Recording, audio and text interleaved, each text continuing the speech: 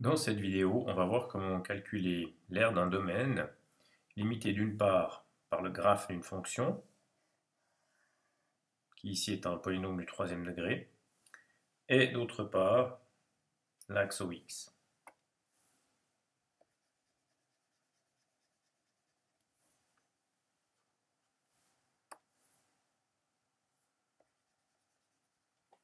Deux objets, la fonction, l'axe.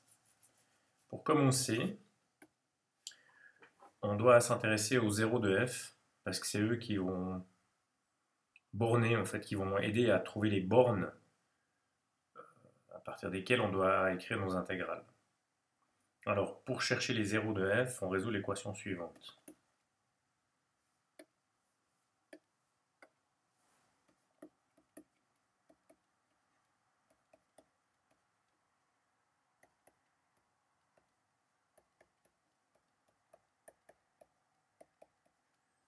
Pour résoudre une équation de ce type, donc du troisième degré, on se souvient qu'il y a une technique qui consiste à d'abord chercher les diviseurs du terme constant et ensuite essayer de faire une division ou un schéma de Horner pour obtenir la factorisation et ainsi avoir les zéros.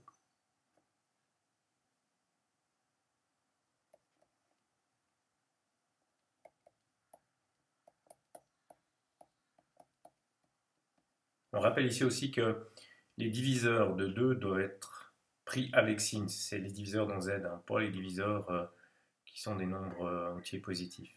Donc là, il y a 4 diviseurs possibles, plus ou moins 1, plus ou moins 2.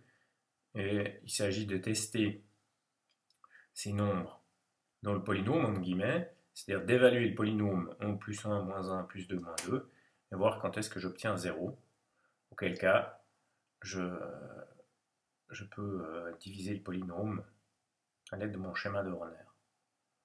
En faisant ça,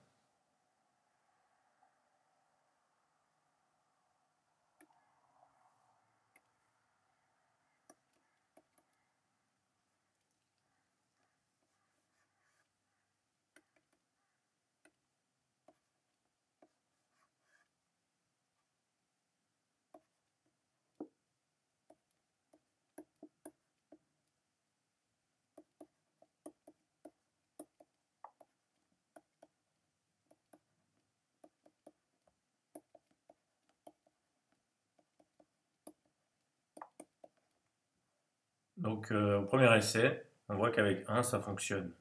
Ça signifie que je peux diviser x cube moins 2x carré moins x plus 2. Je peux le diviser par le polynôme x moins 1. On sait qu'il y a un changement de signe ici. Ça va me donner quelque chose et il va rester 0. Une manière efficace et rapide de faire cette division, c'est de travailler avec un schéma de Horner.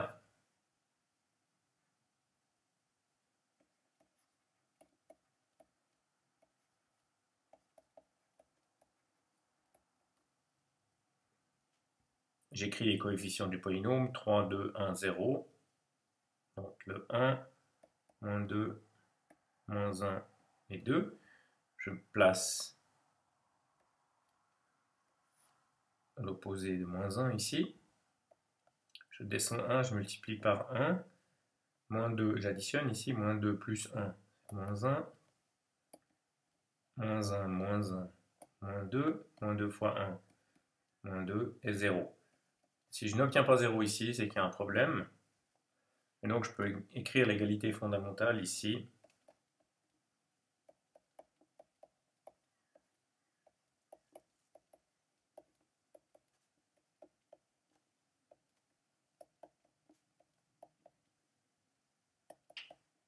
Reste un polynôme du deuxième degré que je peux factoriser à l'aide de la formule ou d'une somme produit.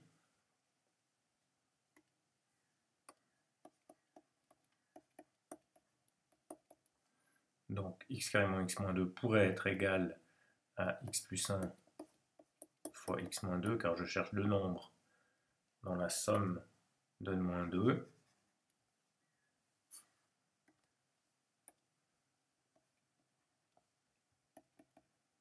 dans le produit de moins 2, pardon,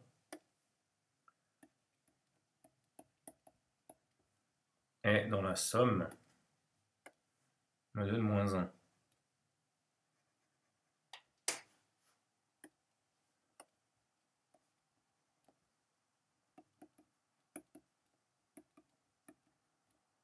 Donc, d'après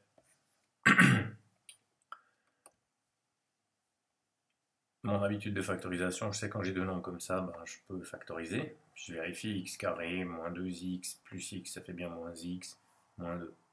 J'en déduis donc une factorisation de mon polynôme de départ.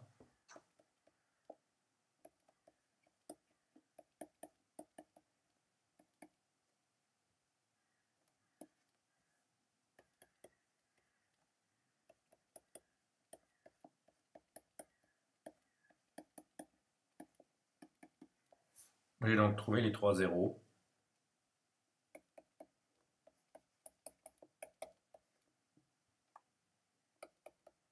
Et l'équation ici est vérifiée pour trois nombres.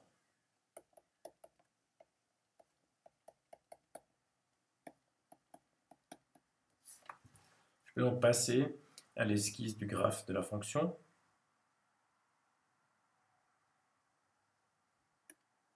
Ça peut être utile de faire rapidement un petit tableau de signes. Donc, j'ai mes trois zéros.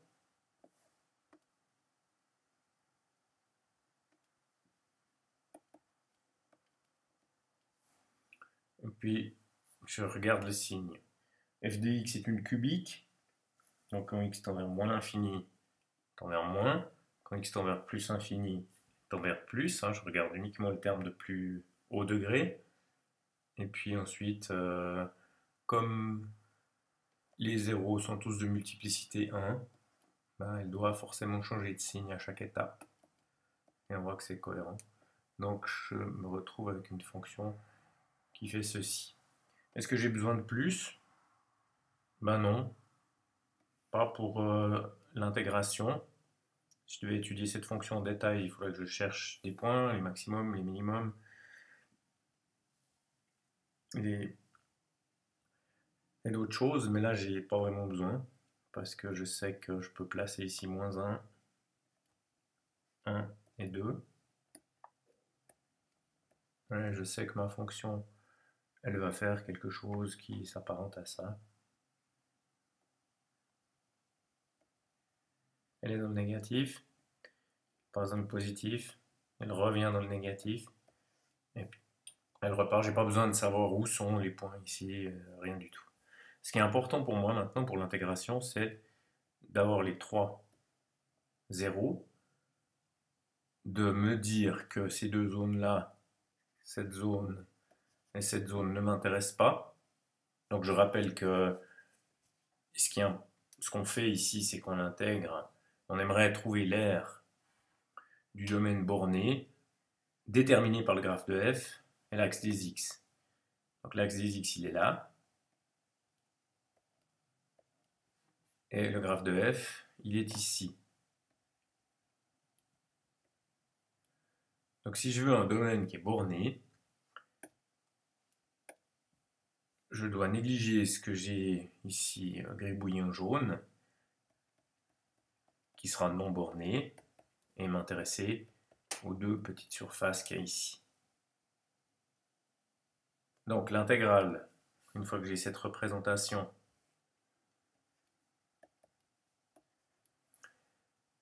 j'écris des intégrales pour calculer la surface. Je peux écrire une première intégrale comme ça.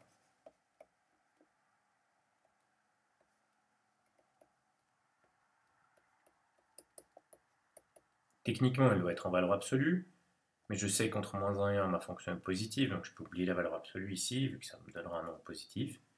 Et là, par contre, j'ai besoin de la valeur absolue, parce que l'aire ici, algébrique, va être négative. Donc j'intègre toujours la même fonction entre 1 et 2. Reste donc à calculer ces deux intégrales. Ben, déjà, il me faut une primitive, donc je détermine une primitive de la fonction.